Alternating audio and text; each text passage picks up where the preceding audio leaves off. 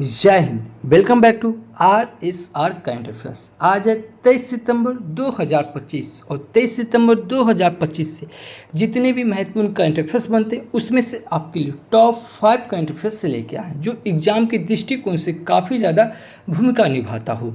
और यकीन मानिए, यदि ये वीडियो आप अगर रोज़ देखते हैं, सुबह में उठते ही ये वीडियो आप देखने की हैबिट अपने अंदर डाल लेते हैं, तो आप काफ़ी ज़्यादा स्टूडेंट से आगे निकल जाते हैं। तो 23 सितंबर है, तो चलिए 23 सितंबर से करंट अफेयर्स देखते हैं और इससे जुड़ी कुछ महत्वपूर्ण तथ्य भी हम लोग देखेंगे। तो अभी हाल ही में अंतर्राष्ट्रीय लाल पांडा दिवस कब मनाया गया? तो अभी अंतर्राष्ट्रीय लाल पांडा दिवस ये 20 सितंबर को मनाया गया। तो 20 सितंबर को अंतर्राष्ट्रीय लाल पांडा दिवस मनाया गया। अब दिवस की बात आई है तो सितंबर महीने में जितने भी दिवस मनाए गए हैं सब हम लोग देखेंगे। तो अभी 2 सितंबर को विश्व नारियल दिवस मनाया गया और नारियल सुनते ही आपके दिमाग में 2 प्रश्न आना चाहिए। एक्चुअली ये जब जब दिवस की बात आती है तब तक ये हम आपको रिकॉल करवाते हैं। तो नारियल दिवस, तो नारियल की भूमि किस राज्य को कहा जाता है? तो नारियल की भूमि केरल राज्य को बोला जाता है। और नारियल की उत्पादन में सबसे अग्रणी कौन सा राज्य है? तो वो है कर्नाटक। एक्चुअली कल जो हम वीडियो बनाए थे उसमें हम कर्नाटक से जुड़ी बहुत सारे महत्वपूर्ण तथ्य बात किए थे। ठीक है, तो आप वीडियो को कंटिन्यू देखिए और जो भी स्टडी ग्रुप है उसमें शेयर ज़रूर कीजिए, जैसे व्हाट्सएप, फेसबुक पे। और 3 सितंबर को गगनचुंबी इमारत दिवस मनाते हैं और 7 सितंबर को अंतर्राष्ट्रीय पुलिस सहयोग दिवस मनाते हैं और 8 सितंबर को विश्व साक्षरता दिवस और साथ में विश्व फिजियोथेरेपी दिवस भी हम लोग 8 सितंबर को मनाते हैं। 9 सितंबर को शिक्षा को हमले से बचाने के लिए अंतर्राष्ट्रीय दिवस मनाते हैं। 10 सितंबर को विश्व आत्महत्या रोकथाम दिवस और 11 सितंबर को राष्ट्रीय वन शहीद दिवस मनाते हैं। 11 सितंबर को हिंदी दिवस और 15 सितंबर को इंजीनियर्स डे और साथ में अंतर्राष्ट्रीय लोकतंत्र दिवस मनाते हैं। 16 सितंबर को अंतर्राष्ट्रीय ओजोन परत दिवस मनाते हैं। अंतर्राष्ट्रीय ओजोन परत संरक्षण दिवस ये मोस्ट इम्पॉर्टेंट है।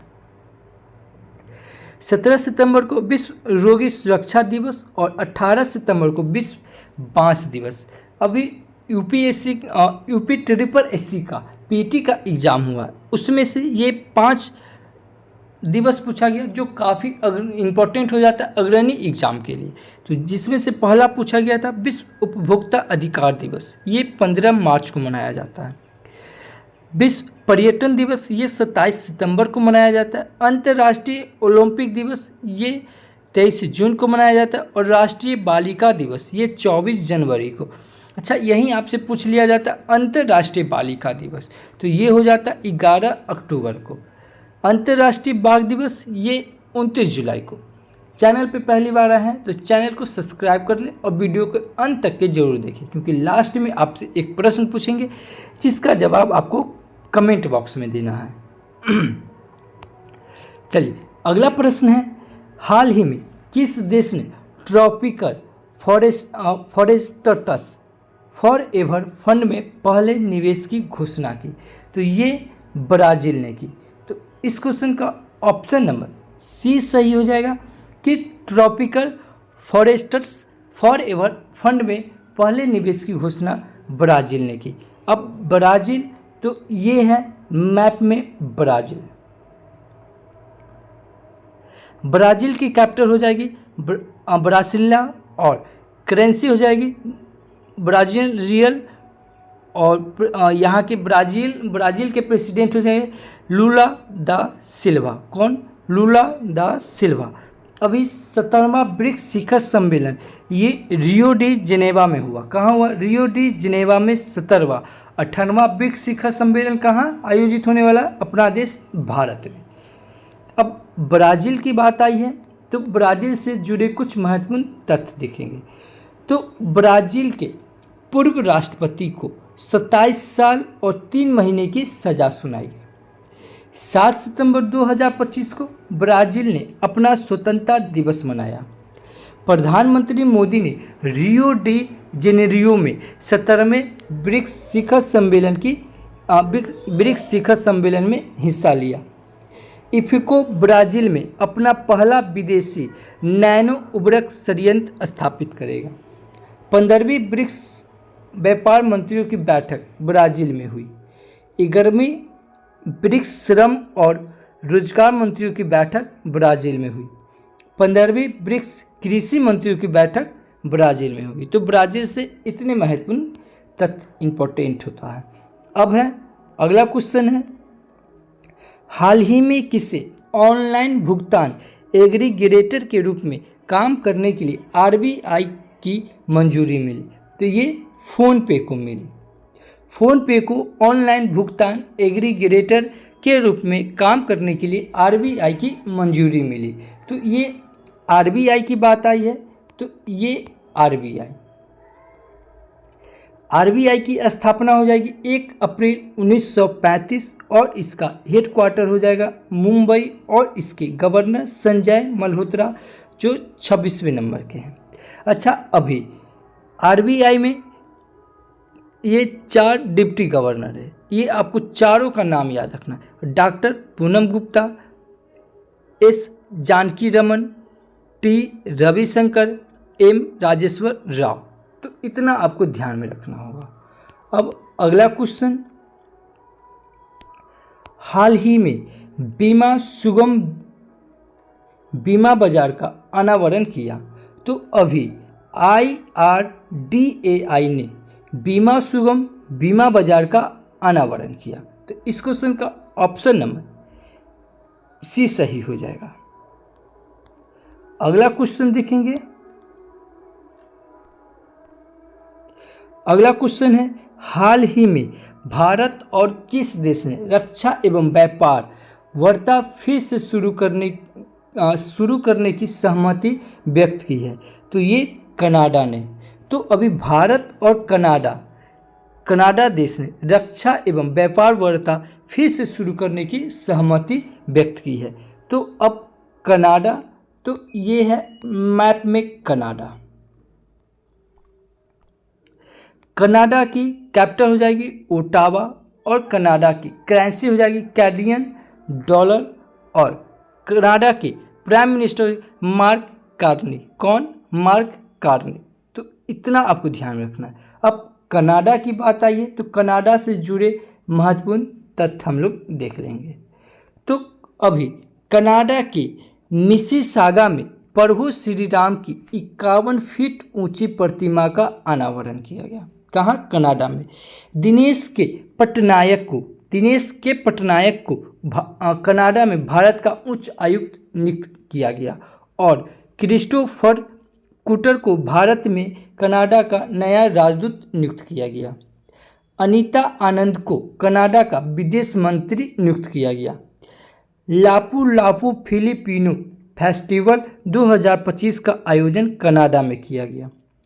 कनाडा के 14 देशों के छात्रों के लिए फास्ट ट्रैक वीज़ा समाप्त कर दिया। तो कनाडा से इतना महत्वपूर्ण तथ्य इम्पोर्टेंट हो जाता है। अब अगला क्वेश्चन है, हाल ही में T20 इंडिया में 100 विकेट लेने वाले पहले भारतीय कौन बने? तो ये अर्शदीप सिंह बने। कौन बने? अर्शदीप सिंह। अर्शदीप सिंह T20 इंडिया में 100 विकेट लेने वाले पहले भारतीय बने हैं। अगला क्वेश्चन है, हाल ही में किस देश ने भारत की सॉवरेन रेटिंग को अपग्रेड किया है? तो ये जापान ने किया है। तो इस क्वेश्चन का ऑप्शन नंबर ए सही हो जाएगा कि जापान ने भारत की सॉवरेन रेटिंग को अपग्रेड किया है।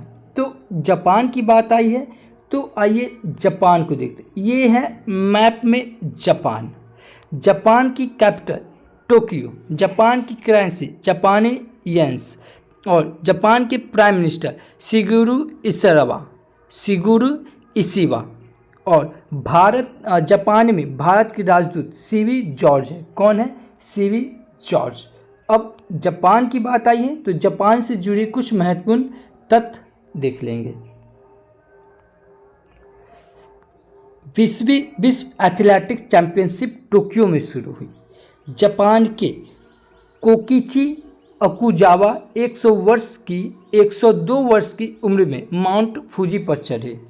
जापान के प्रधानमंत्री ने चुनाव में मिली हार के बाद इस्तीफा दे दिया। प्रधानमंत्री मोदी ने जापान के प्रधानमंत्री को बेशकीमती पत्थरों और चांदी की चॉप स्किट से बना बाउल सेट भेंट किया। प्रधानमंत्री मोदी को जापान में शुभ दरुमा गुड़िया भेंट की गई। FISU वर्ल्ड यूनिवर्सिटी गेम्स 2025 की पदक तालिका में जापान शीर्ष पर रहा और भारत 20वें स्थान पे। शी यूची यहाँ हर्षुका शी यूची ने जापान ओपन बैडमिंटन 2025 में पुरुष सिंगल्स का खिताब जीता। अगला क्वेश्चन है, हाल ही में ऑयल इंडिया और RVUNL मिलकर किस राज्य में 1.2 गीगावाट हरित ऊर्जा परियोजना विकसित करेगा? तो ये RVUNL, ठीक है, RVUNL राजस्थान राज्य विद्युत उत्पादन निगम लिमिटेड, ये राजस्थान राज्य के साथ 1.2 गीगावाट हरित ऊर्जा परियोजना की विकसित करेगा। अब राजस्थान की बात आई है तो ये है मैप में राजस्थान। राजस्थान की कैपिटल हो जाएगी जयपुर। राजस्थान के CM भजनलाल शर्मा और राजस्थान के गवर्नर हरिभाऊ कृष्णाराव बगरे। कौन? हरिभाऊ कृष्णाराव बगरे। और राजस्थान की लोकसभा की सीट 25, राजस्थान में राज्यसभा की सीट 10 और राजस्थान में विधानसभा की सीट 200। लोकसभा की सीट 25, राज्यसभा की सीट 10 और विधानसभा की सीट 200। अब राजस्थान की बात आई है तो इम्पोर्टेंट फैक्ट्स हम लोग देख लेते हैं। राजस्थान की विधानसभा में धर्मांतर विरोधी विधेयक 2025 पारित हुआ। राजस्थान के NGO एजुकेट गर्ल्स को 2025 के रेमन मैग्सेस पुरस्कार के लिए चुना गया। राजस्थान के जैसलमेर में भारत का पहला फाइटो सौर जीवाश्य मिला। केंद्र सरकार ने कोटा बिंदु में 1507 करोड़ रुपए की लागत से ग्रीन फील्ड हवाई अड्डे के विकास को मंजूरी दी। भारत ने राजस्थान में 500 मेगावाट सौर ऊर्जा संयंत्र शुरू किया। जयपुर में ड्रोन और कृत्रिम बुद्धिमत्ता AI से सुसज्जित क्लाउड सीडिंग तकनीक का उपयोग कृत्रिम वर्षा कराने के लिए किया गया। अच्छा, राजस्थान से बता दें, राजस्थान में इंपॉर्टेंट टाइगर रिजर्व हो जाता है, जैसे Ranthambore tiger reserve, Sariska tiger reserve और मुकुंदरा टाइगर रिजर्व, ये सब राजस्थान में। अच्छा, राजस्थान में प्रमुख झील जैसे सांभर झील, ये कहाँ? राजस्थान में। तो राजस्थान से इतना इम्पोर्टेंट बात आपको ध्यान में आना चाहिए। चलिए अब अगला क्वेश्चन देखते हैं।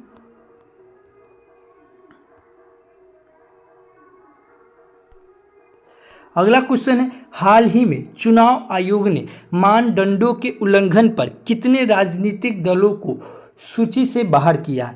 तो ये 474, 474। तो अभी मानदंडों के उल्लंघन पर 474 राजनीतिक दलों को सूची से बाहर किया है। तो इस क्वेश्चन का ऑप्शन नंबर बी सही हो जाएगा। अगला क्वेश्चन देखते हैं। अगला क्वेश्चन है, हाल ही में स्वयं सहायता समूह सदस्यों के लिए पहचान पत्र जारी करने वाला पहला राज्य कौन बना? तो अभी स्वयं सहायता समूह सदस्यों के लिए पहचान पत्र जारी करने वाला पहला राज्य तमिलनाडु बना। तो इस क्वेश्चन का ऑप्शन नंबर बी सही हो जाएगा। अब तमिलनाडु, तो आइए मैप में देखते हैं तमिलनाडु। ये है तमिलनाडु। तमिलनाडु की कैपिटल हो जाएगी चेन्नई। तमिलनाडु के CM हो जाएंगे MK स्टैलिन और तमिलनाडु के गवर्नर हो जाएंगे RN रवि। कौन? RN रवि। अच्छा, यहाँ लौंग का आपके लिए फिगर है। तो लौंग, भारत में सबसे ज़्यादा लौंग जो उत्पादन होता है ये तमिलनाडु में होता है। तमिलनाडु में ही जल्लीकट्टू, ठीक है, जल्लीकट्टू जो होता है ये तमिलनाडु में ही मनाया जाता है। तिरुवथिराई महोत्सव ये भी तमिलनाडु में मनाया जाता है। तमिलनाडु भारत का सबसे दक्षिणी राज्य है।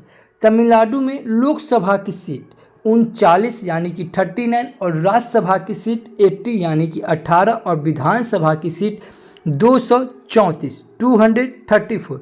और तमिलनाडु की राज्य पशु कौन है?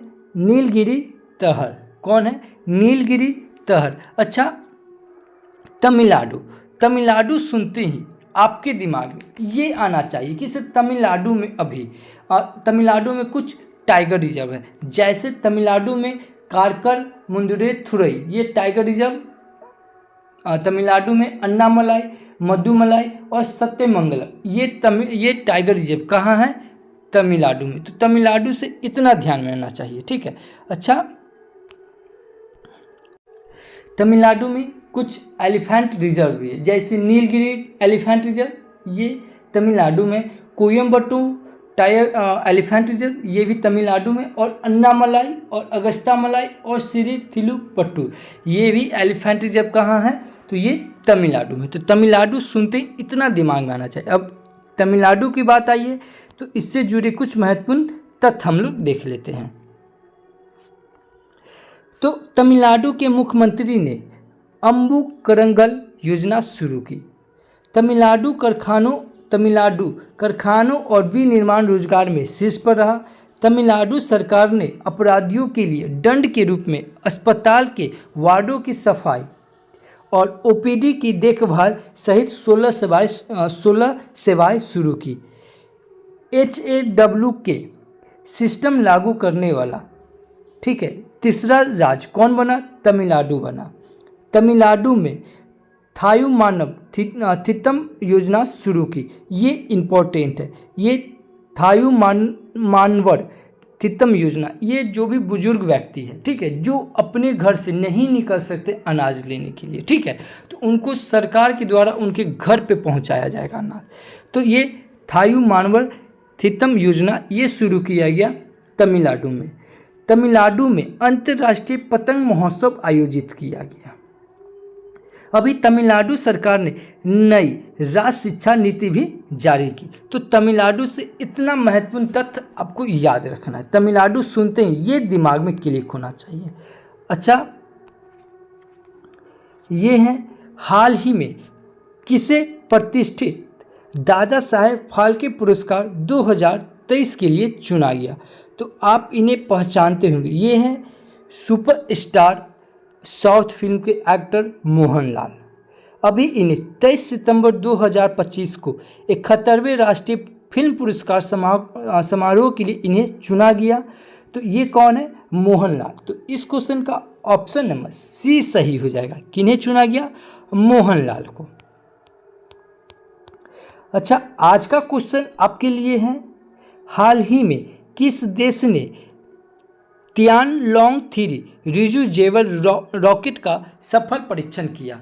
देखिए, अगर इस क्वेश्चन का आप आंसर जानते हैं तो आप कमेंट बॉक्स में जवाब दीजिए। नहीं जानते, मोबाइल उठाइए, वीडियो को पॉज कीजिए, गूगल पे सर्च कीजिए, 2 मिनट से भी कम समय लगेगा और इसका आंसर आप कमेंट बॉक्स में देखिए। अच्छा, कल आपसे क्वेश्चन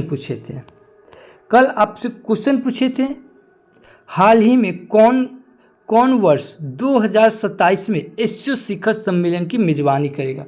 तो ये पाकिस्तान करेगा। तो इस क्वेश्चन का ऑप्शन नंबर बी सही होगा, ठीक है। तो अभी तक आपने हमारे चैनल RSR करंट अफेयर्स को सब्सक्राइब नहीं किए तो सब्सक्राइब कर लें, बगल के बेल आइकन को प्रेस कर दें, जो भी स्टडी ग्रुप है उसमें शेयर जरूर करें। तो thank you for watching this video. जय हिंद।